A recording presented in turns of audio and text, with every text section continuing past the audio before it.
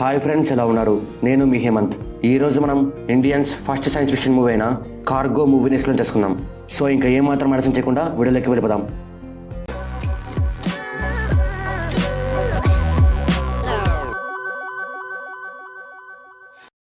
Story చెప్పే ముందు ఒక విషయం గుర్తుపెట్టుకోండి, ఇది ఫిక్షనల్ మూవీ.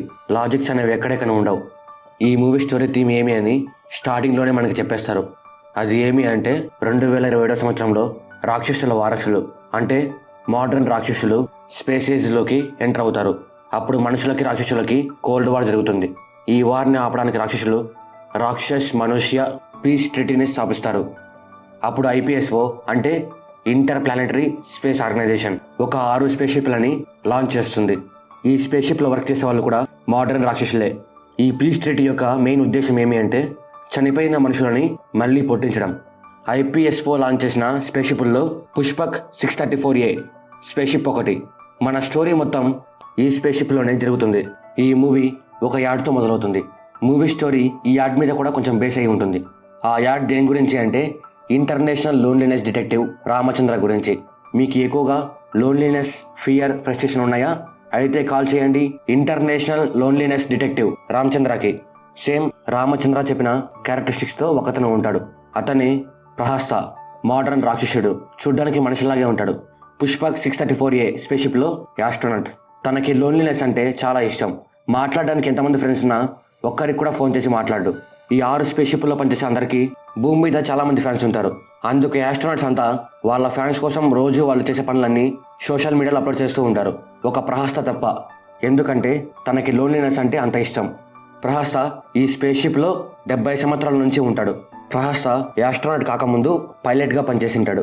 ప్రహస్త రోజు ఇద్దరితో మాత్రమే మాట్లాడుతూ ఉంటాడు. వాళ్ళ పేర్లు నితిగ్య, చైతన్య. వాళ్ళు IPSO బేస్ క్యాంప్ నుంచి స్పేస్ షిప్కి ఇన్స్ట్రక్షన్స్ అలానే కావాల్సినవన్నీ చూసుకుంటూ ఉంటారు. నితిగ్య స్పేస్ షిప్లోకి కార్గోస్ని పంపిస్తూ ఉంటాడు. చైతన్య స్పేస్ షిప్లో ఏమైనా ఎమర్జెన్సీస్ ఉంటే ఆ మెసేజ్ని ప్రహస్తకి ఫార్వర్డ్ చేస్తూ ఉంటాడు. ఈ ఇద్దరు కూడా మోడర్న్ రాక్షసులే. మనం ఇప్పుడు ఈ స్పేస్ షిప్లో ప్రహస్త ఏం పని చేస్తాడు, అలాగే IPSO ఈ స్పేస్ షిప్లను ఎందుకు లాంచ్ చేసిందో తెలుసుకుందాం. IPSO ఈ స్పేస్ షిప్లను ఎందుకు లాంచ్ చేసి ఉంటుంది అంటే చనిపోయిన మనుషులని మళ్ళీ పుట్టించడానికి. అంటే ఇప్పుడు భూమి మీద ఉన్న ప్రజలందరికీ ప్రహస్త ఒక ఎముడు లాంటి వాడు. ప్రహస్త ఒక్కడే కాదు, మిగతా స్పేస్ షిప్లో ఉన్న ఆస్ట్రోనట్స్ కూడా ఈ పని చేస్తూ ఉంటారు. మరి ఆస్ట్రోనట్స్ మనుషులని మళ్ళీ ఎలా పుట్టిస్తారని ఇప్పుడు తెలుసుకుందాం. స్పేస్ షిప్లో ఉన్న ప్రతి ఆస్ట్రోనట్కి ఎవరెవరు చనిపోయి స్పేస్ షిప్లోకి వస్తారు అని రోజు పొద్దున్నే ఒక పేపర్ లిస్ట్ అనేది వస్తుంది. ఒక మనిషి భూమి మీద చనిపోగానే వాళ్ళ ఆత్మ అనేది స్పేస్ షిప్లోకి వస్తుంది. ఆ ఆత్మలని ఈ మోడర్న్ రాక్షసులంతా కార్గోస్ అని పిలుస్తారు. కార్గో స్పేస్ షిప్లోకి రాగానే ప్రహస్త కార్గో దగ్గర ఉన్న వస్తువులని తీసుకుంటాడు. ఆ తర్వాత వాళ్ళకి హీలింగ్ చేస్తాడు. అలా హీలింగ్ చేయడం వల్ల వాళ్ళకి ఉన్న రోగాలు అలాగే దెబ్బలు అన్నీ నయం అవుతాయి. ఆ తర్వాత ప్రహస్త వాళ్ళ బ్రెయిన్ మొత్తాన్ని ఎరేస్ చేసి కొత్త లైఫ్ లీడ్ చేయడానికి వేరే లోకానికి పంపిస్తాడు. వాళ్ళు ఈ సర్వీసెస్ని పోస్ట్ డెత్ ట్రాన్సిషన్ సర్వీసెస్ అని పిలుస్తారు. ప్రహస్త కార్గోస్ దగ్గర నుంచి వచ్చే వస్తువులని స్పేస్లో కలిపేస్తాడు. ప్రహస్త రోజులా వర్క్ చేస్తూ జీవితం సాగిస్తూ ఉంటాడు. ప్రహస్త రోజు తన లవర్ మందాకినికి లెటర్ రాస్తూ ఉంటాడు. కానీ ఆ లెటర్స్ని తనకి పోస్ట్ చేయడు. బేస్ క్యాంప్లో ఉన్న వాళ్ళు ప్రహస్తకి అసిస్టెంట్ని పంపిస్తారు. తన పేరు యువిషిక. యువిషిక కూడా మోడర్న్ రాక్షసురాలే. ఈ స్పేస్ ఆర్గనైజేషన్లో పనిచేసే అందరికీ ఒక శక్తి ఉంటుంది. ప్రహస్త ఏ వస్తువునైనా సరే ముట్టుకోకుండా గాల్లోకి లేపగలడు. యువిషికకి హీలింగ్ పవర్ ఉంటుంది. ఆ పవర్ వల్ల ఎవరికైనా సరే ఎలాంటి గాయమైనా సరే తగ్గించగలదు.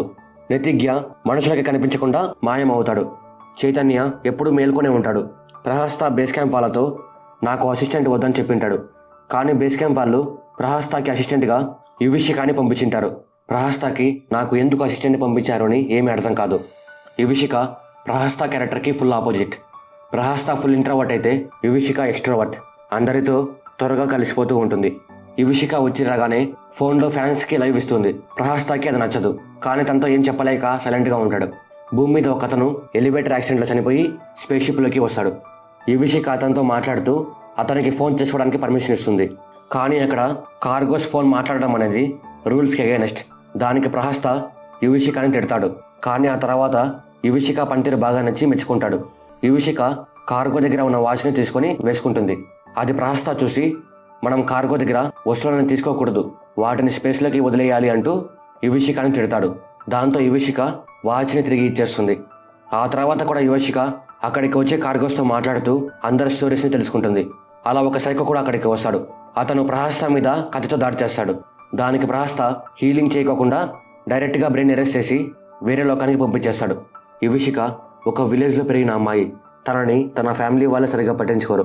అందుకు తను అందరి దగ్గర గుర్తింపు సాధించాలి అని యాస్ట్రోనట్ అయి ఉంటుంది. తనకి మనుషులకి ఉండే స్వభావాల గురించి సరిగ్గా తెలియదు. యువషిక స్పేస్‌షిప్‌లోకి వచ్చిన తర్వాత చాలామంది కథలు వింటుంది. అందులో కొన్ని బాధని కలిగిస్తాయి, ఇంకొన్ని భయాన్ని కలిగిస్తాయి. తనకి స్పేస్‌షిప్‌లో జరుగుతున్నవన్నీ చూస్తుంటే మనం మనుషుల జీవితాన్ని నాశనం చేస్తున్నాం అనిపిస్తుంది. ఎందుకంటే ఇక్కడికి వచ్చిన ఆత్మలకి బ్రెయిన్ని క్లియర్ చేసి వేరే ప్రపంచానికి పంపిస్తూ ఉంటారు. దానికి తను ఏమనుకుంటుందంటే ఇక్కడికి వచ్చిన ఆత్మలకి హీలింగ్ చేసి మళ్ళీ వాళ్ళ బాడీలోకి పంపిస్తే అందరూ హ్యాపీగా ఉంటారు కదా అనుకుంటుంది. ఈ డిస్టర్బెన్స్ వల్ల యువషిక తన హీలింగ్ పవర్ని కోల్పోతుంది. ఈ విషయం బేస్ క్యాంప్లో ఉన్న లీడర్కి తెలుస్తుంది. తన పేరు రామన్. రామన్ ప్రహస్తతో యువషిక హీలింగ్ పవర్ పనిచేయడం లేదు కదా, తనని భూమి మీదకి పంపించేయి, మేము నీకు వేరే అసిస్టెంట్ని పంపిస్తామంటాడు. కానీ దానికి ప్రహస్త ఒప్పుకోడు. దానికి రామన్ 2 days టైం ఇచ్చి తనని మళ్ళీ నార్మల్ చేయి, లేకపోతే భూమి మీదకి పంపించే అంటాడు. రామన్ చెప్పిన మాటలకి ప్రహస్త ఓకే చెప్తాడు. యువషిక హీలింగ్ పవర్ తగ్గిపోయింది అని న్యూస్ ఛానల్ వాళ్ళకి తెలుస్తుంది. ఆ న్యూస్ని వాళ్ళు యువషికకి పవర్స్ వెళ్ళిపోయాయి అని పబ్లిసిటీ చేస్తారు. యువషిక ఇంట్లో వాళ్ళు కూడా యువషికతో ఇంటికి వచ్చి అని చెప్తారు. యువషిక కూడా ఇంటికి వెళ్ళిపోవాలనుకుంటుంది. చనిపోయి స్పేస్‌షిప్‌లోకి వచ్చిన కార్గో ప్రహస్తాన్ని చూసి గుర్తుపడతాడు. అప్పుడు తనకు అర్థమవుతుంది ఇక్కడికి యువషికని ఎందుకు పంపించారు అని. ఎందుకంటే ప్రహస్త చనిపోయి స్పేస్లోకి వచ్చిన కార్గోని మళ్ళీ బతికించి మళ్ళీ వెనక్కి పంపిస్తాడు. ఆ తర్వాత మళ్ళీ ఆ కార్గో చనిపోయి స్పేస్లోకి వచ్చినప్పుడు ప్రహస్తాన్ని చూసి గుర్తుపడుతుంది. అలా ఒక కార్గో ఎవరైనా ఆస్ట్రోనట్ని గుర్తుపడితే ఆ ఆస్ట్రోనట్కి రిటైర్మెంట్ ఏజ్ వచ్చిందని అర్థం. సో ఇప్పుడు ప్రహస్త రిటైర్మెంట్ కాగానే యువషికకి ఈ స్పేస్‌షిప్ని హ్యాండిల్ చేసే అవకాశం ఇస్తారు. ప్రహస్తకి ఈ విషయం తెలియగానే యువషికని ఎలాగైనా రికవరీ చేసి తనే ఈ షిప్ని లీడ్ చేసేలా చేయాలనుకుంటాడు. యువషికకి ప్రహస్త మందాకినికి రాసిన లెటర్స్ అన్ని దొరుకుతాయి. యువషిక ఆ లెటర్స్ అని చదివి మందాకినికి ఫోన్ చేసి ప్రహస్తతో మాట్లాడిస్తుంది. ప్రహస్త మందాకిని ఇద్దరు ఒకరితో ఒకరు మాట్లాడుకొని చాలా హ్యాపీగా ఫీల్ అవుతారు. మందాకినికి ఫోన్ చేసినందుకు ప్రహస్త యువషికకి థ్యాంక్స్ చెప్తాడు. ఒక భార్యాభర్త రోడ్ యాక్సిడెంట్లో చనిపోయి స్పేస్‌షిప్‌లోకి వస్తారు. యువషిక వాళ్ళని చూసి మనం వాళ్ళ బ్రెయిన్ ఎరేస్ చేసి వేరే ప్రపంచానికి పంపిస్తే వాళ్ళు మళ్ళీ కలుసుకోరు కదా అని బాధపడుతుంది. ప్రహస్త యువషిక బాధను అర్థం చేసుకొని ఆ ఆత్మలు ఎలా ట్రావెల్ చేస్తున్నాయో తనకి చూపిస్తాడు. ఆ స్పేస్‌షిప్‌లో ఒక స్టీరియోమీటర్ ఉంటుంది. ఆ మీటర్ యూజ్ చేసి ఆత్మలు ఎలా ట్రావెల్ చేస్తున్నాయని తెలుసుకోవచ్చు. ఆ భార్యాభర్తల ఆత్మలు రెండు అలా ఇలా తిరిగి మళ్ళీ కలిసి ఒకే ప్రపంచంలోకి వెళ్తాయి. యువషిక అది చూసి చాలా హ్యాపీగా ఫీల్ అవుతుంది. ప్రహస్త యువషికతో అందరూ అనుకుంటారు ఇక్కడికి వస్తే అందరి లైఫ్ ఎండ్ అవుతుంది అని, కానీ అది నిజం కాదు, మనం వాళ్ళకి నచ్చిన లైఫ్నే ఇస్తున్నామంటాడు. యువషిక అది విన్నప్పటి నుంచి కొంచెం కొంచెం కోలుకోవడం స్టార్ట్ చేస్తుంది. ఆ తర్వాత మనం ఫస్ట్లో చూసిన డిటెక్టివ్ హార్ట్ అటాక్ వల్ల చనిపోయి స్పేస్‌షిప్‌లోకి వస్తాడు. యువషిక అతనికి తన హీలింగ్ పవర్స్ ట్రీట్మెంట్ చేసి వేరే ప్రపంచానికి పంపిస్తుంది. అలా మళ్ళీ తన పవర్స్ వెనక్కి వస్తాయి. ప్రహస్తకి రిటైర్మెంట్ టైం వస్తుంది. ఈ విషయాన్ని తను యువషికకి చెప్పాడు. ప్రహస్త తన వస్తువులన్నీ స్పేస్లోనే వదిలేస్తాడు. ఎందుకంటే భూమికి వెళ్ళిన తర్వాత లోన్లీగా బతకూడదు, అసలు నాకు లోన్లీనెస్ అనే పదమే తెలియకూడదు అనుకుంటాడు.